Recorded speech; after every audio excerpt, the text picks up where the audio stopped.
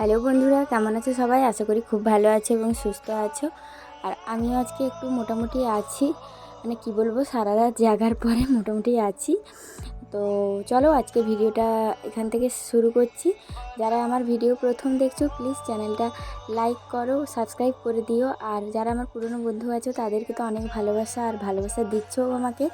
তো ভিডিওটা একটু স্কিপ না করে প্রথম থেকে শেষ পর্যন্ত দেখতে থাকো। আর দেখার শুরুতেই প্লিজ একটা লাইক দিয়ে দেখা শুরু করো। আর ভিডিওটা স্কিপ না করে লাস্ট পর্যন্ত দেখে একটা কমেন্ট করে জানিও যে আমার ভিডিওটা আজকে কেমন লাগলো, আর তোমাদের মতামত জানিও। তো চলো আজকের ভিডিওটা শুরু করি। আর দেখতেই পাচ্ছ সকাল থেকে মানে কাজ শুরু হয়ে গেছে। সকাল থেকে বলতে মানে এখন তো কাজ প্রায় শেষের দিকে। আমার মানে কি বলবো, 80% কাজ কমপ্লিট হয়ে গেছে। তো ভোর 4টের সময় ঘুম থেকে উঠেছি। আর এদিকে দেখতেই পাচ্ছ এখন কাচাকাচি করছি। তো জামা কাপড়গুলো সব ভিজিয়ে রেখে দিয়েছিলাম। আর অন্যদিন কেচেও নি, কাচাও হয়ে যায়, মানে কি বলবো, রান্না করার আগে। তো আজকে একটু দেরি হয়েছে। তো 4টা 5-10 বাজে তখন আমি মানে ঘর মুছতে মুছতে নিচে নেমেছি। আর আমার ভোরবেলাতেই ঘর মোছা, মানে আমাদের যে উঠোনটা আছে ধোয়া ঝাঁটানো, মানে সব কিছু যা কাজ থাকে একটা বাড়ির, ঠাকুর ঘর মোছা, ছাদ ধোয়া পরিষ্কার করা, সব হয়ে গেছিলো। তো এখন তারপর আমি রান্না করেছি ঐশীকে সঙ্গে, মানে ঐশী ঘুম থেকে উঠে গেছিলো এইসব কাজগুলো সারতে সারতে। তারপর ঐশী ঘুম থেকে উঠতে ওকে নিচে নিয়ে গেলাম। ও তারপর ওর ঠাম্মির সঙ্গে নিচে ফুল তুলতে গেছিলো। আর তখন আমি রান্নাবান্না সব কমপ্লিট করেছিলাম। আর এই যে এদিকে দেখো, ওর বাবা অফিস বেরিয়ে যাওয়ার পর আমি ওকে ওই বাইরে নিয়ে গিয়ে একটু চিড়ে সেদ্ধ খাইয়েছি। তো এখনও নিচে আছে আর আমি এদিকে কাজগুলো সারছি। আর দেখছো মানে এইসব কাজ করতে করতে আমার মানে কোমর ধরে যাচ্ছে, নিঃশ্বাস বন্ধ হয়ে যাচ্ছে। মানে আর গরমটাও আজকে প্রচণ্ড পরিমাণ আছে। আর প্রতিদিন আমি সকালে ছাদ ধুয়ে নিলেও এই যে কাপড় কাচার যে লাস্টের জলটা থাকে, তো সেটা আমি ছাদে ঢেলে আবার ঝাঁটিয়ে দিই। কারণ ঐশী যেহেতু উপরে আসে, খাওয়া দাওয়া করে, খেলে, তো সেই কারণে আর কাকগুলোও ঢুকে যায়, অন্য পাখিগুলোও ঢোকে পটি করে। তো সেই জন্য আমি চেষ্টা করি সবসময় পরিষ্কার রাখার। আর ঐশীকে বললেও জুতো পরবে না, সেই জন্য আমি চেষ্টা করি যতটা পরিষ্কার রাখা যায়। আর এদিকে দেখো স্নান করে বেরোলাম সব কাজ কমপ্লিট করে।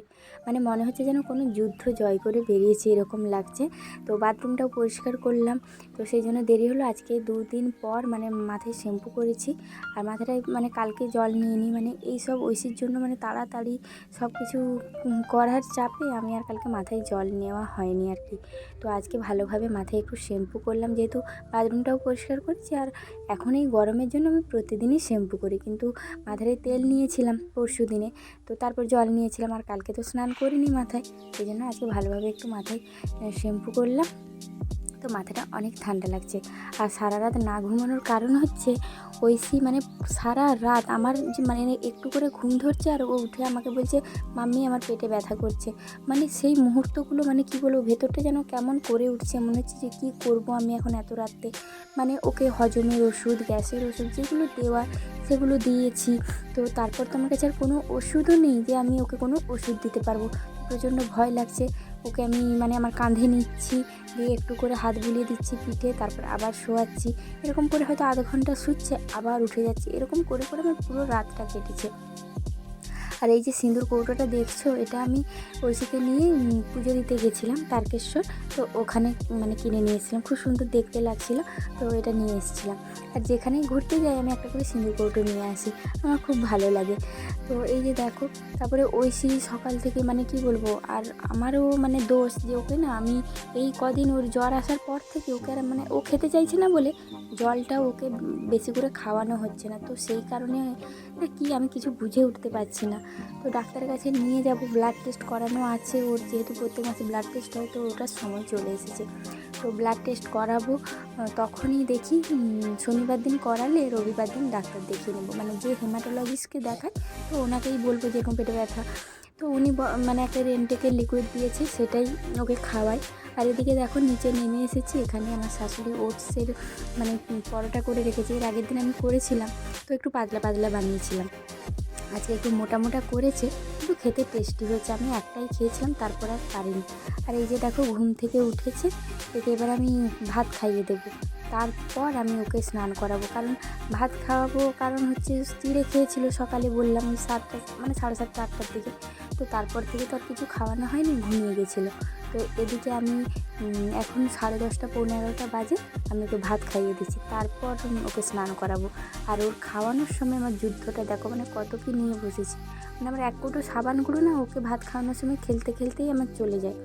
এই দেখো একবার করে ভাত দিচ্ছি, জল দিচ্ছি, ও গিলছে, মানে এইভাবেই খাওয়ায়।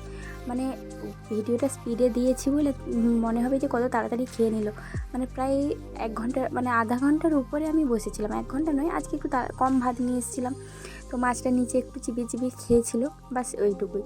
তো এখন দেখো ওই বাবলস ফোলাচ্ছি, একবার করে ভাত দিচ্ছি, মানে কী বলবো, মানে সব মায়েদেরই একই মানে এই ঘটনাগুলো, সেটা নতুন কিছু নয়।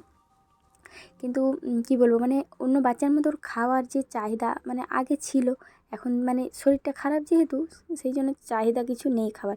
মানে অন্য সব এই চিপস বলো এইসব জিনিসে খাবে, কিন্তু ভাত মুড়িটা খেতে চায়, কিন্তু ভাত খেতে চায় না কোনো মতে। কেন খেতে চায় না জানি না, ভাতটা ওর ভালো লাগে না। তো চিপস বলো বাইরের মানে খাবার যেগুলো হয়, ওকে আমরা যতটা পারি অ্যাভয়েড করি, কারণ যেহেতু লিভারটা এফেক্ট করে এই সব রোগে, তো সেই জন্য চেষ্টা করি এইসব না দেওয়ার। কিন্তু এখন একটু চকলেটটা খেতে শিখেছে, একটু ডেয়ারি মিল্কটা খায়, ওই 5 টাকারগুলো এনে দিই, একটা খায়, তো ওটা খেলেই শান্ত হয়ে যায়, আর বড়গুলো দিই না ওই জন্য। তো দেখো ওকে আমি এইসব উল্টোপাল্টা গল্প বলে মানে কি বলবো, এটা সেটা বলে ওকে আমি খাওয়াচ্ছি, মানে কত জোর জবরদস্তি করে খাওয়াচ্ছি দেখো। মানে এই দেখো আমার খাওয়ানো এখন কমপ্লিট হয়ে গেছে। এবারে ওর খাওয়ানো কমপ্লিট হওয়ার সঙ্গে সঙ্গে আমি সব জল টল সরিয়ে রেখে দিই। আর এদিকে দেখো ছুটে বেড়াচ্ছে, আর এসে করে আমার নাইটিটাতে না ওই এঁঠো মুখটা মুছে দিয়েছে, মানে সে কী রাগ লাগছে কি বলবো। আবার জল দিয়ে ধুলাম, তারপরে এই যে দেখো ছুটে পালাচ্ছে, কোনো মতেই মুখ ধোবে না।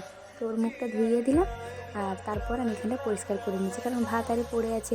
তো যেহেতু আবার গোপালকে খেতে দিতে আসা হবে, এটা পা দিয়ে যাওয়া হবে, সেই জন্য। আর দেখো নিচে এসে ওকে স্নান করিয়ে দিয়েছি, আর একটা নতুন মানে টেপ পরিয়ে দিয়েছি। এগুলো অনেক দিন ধরেই আনা ছিল, পরানো আর হচ্ছিল না, আজকে ভাবলাম না একটা পরাই, পুরোনোগুলোই পড়ছে, তো বেকার আলমারিতে থেকে থেকে ছোট হয়ে যাবে। তো এই যে দেখো এখন খেলা চলছে, ভূত ভূত খেলছে, আর আমি বলেছি যে আমাকে একটু পড়াও, তখন ওর কাণ্ডটা শুধু দেখো তোমরা। কি বলবো, কোনটা বলবো? ওই অজগর আসছে তেড়ে, এটা উঠ চলেছে মুখটি তুলে। আমি খুব ভালো, আচ্ছা এটা আমা আমি জানি না, তুমি আমাকে শিখিয়ে দেবে। অজগর আসছে তেড়ে, আর এটা 11:30। আমা এটা কি আমাকে শিখিয়ে দাও না, আমটি আমি খাবো পেড়ে। ও চোখ জ্বালা করছে, পড়াতে গেলে চোখ জ্বালা করে। আর এইটা তো শিখিয়ে দিলে, এইটা শিখিয়ে দাও না। আমা কোথায় যাচ্ছ? আমা পড়াবে না।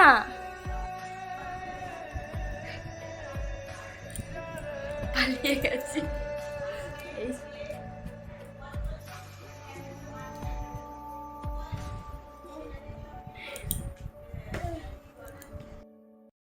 এখন ভিডিওটা স্টার্ট করেছি, এখন সন্ধেবেলা মানে রাতের খাবার বানাবো। তো তার আগে ঐশীকে আমি 5:30টার দিকে একটু সুজি করে খাইয়েছি। তো ঘুম থেকে উঠে ওর হয়তো প্রচণ্ড খিদে পেয়েছে, আমাকে বলছে পেট ব্যথা করছে, এই সব চলছিল। তারপর সুজি করে জল দিয়ে সুজি করেছি, এখন দুধ যে দিতে আসে তাকে অফ করে দিয়েছি, বলেছি 2-4 দিন অফ থাক, তোমাকে ফোন করে জানাবো, তুমি দিতে আসবে তারপর। আর আগে যে টাকাটা পেতো সেটা পেমেন্ট করে দিয়েছি। তো তারপর ওকে একটু সুজি খাইয়ে উপর থেকে নিয়ে এলাম, নিয়ে এসে আমরা একটু চা পাউরুটি খেয়েছিলাম। তো তারপর এই যে দেখো এখন আমি মানে ডিমটা বের করে রেখেছি, মানে ডালটা সেদ্ধ হতে দিয়েছি। রান্না হবে ডাল, আলু সেদ্ধ, ডিম সেদ্ধ, ভাত, আর দুপুরে যে ঝিঙে আলু পোস্ত করেছিলাম সেটা আছে। আর আমি আজকে আলু আর ডিম একসঙ্গে মাখিয়ে মানে খাওয়াটা মানে ভাত খাওয়া হবে, আলাদা আলাদা সেদ্ধ না। প্রথমে বলেছিলাম ভাজা করে দেব, তো আমার শাশুড়ি বলল যে ভাজতে হবে না, আলু আর ডিম একসঙ্গে মাখানো হবে। তো 3টে ডিম বের করে রেখেছি, তো আমাদের জন্য দুটো আলু সেদ্ধও দিচ্ছি আর 2টো ডিম, তো ওটাই অনেকটা হয়ে যাবে। আর ঐশীর জন্য একটা ডিম সেদ্ধ দিয়েছে, রাত্রে ওকে ডিম দিই না, কিন্তু যদি বায়না করে, অনেক দিন তো খায়নি, ও অ্যাকচুয়ালি সকালেই আজকে বলছিল আমাকে ডিম ভাজা করে দাও, তো গ্যাসের জন্য মানে ওর গ্যাস যেহেতু বুঝতে পারছি সেই জন্য ডিমটা দিচ্ছি না। তো রাত্রে যদি একটু মানে অর্ধেকটাও যদি খায় তো খাবে, তারপর বাকিটা আমাদের আলুতে মাখিয়ে দেবো। আর এখন আমি লঙ্কা তেল করে নিচ্ছি, আর লঙ্কাটা আগে ভেজে তুলে রেখে দেবো। না হলে না পেঁয়াজের সঙ্গে সেদিন ভেজেছিলাম না, নেতিয়ে গেছিলো, মানে গুঁড়ো করা যাচ্ছিলো না। তো আগে থেকে তুলে রেখে দেবো। এই দেখো তুলতে গিয়ে নিচে পড়ে গেছে। তো এখন প্লেটে তুলে রেখেছি, আর এই যে এরপর আমি পেঁয়াজটা ভেজে নেব। আর আজকের ভিডিওটা তোমাদের কেমন লাগছে প্লিজ কমেন্ট করে জানিও, আর আমার পাশে থেকো।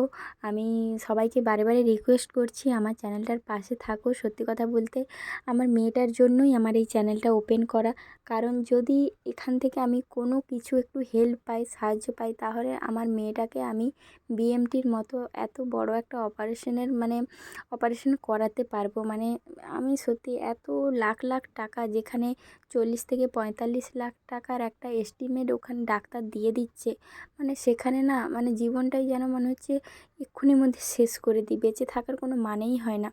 বারে বারে মনে হয় নিজেকে সুইসাইড করে ফেলবো, নিজেকে শেষ করে ফেলবো। কিন্তু ওই যে এইটুকু বাচ্চা মেয়েটার মুখের দিকে তাকিয়ে না আমি সত্যিই বেঁচে আছি, আমার না হলে বেঁচে থাকার বিন্দু মাত্র কোনো ইচ্ছে নেই।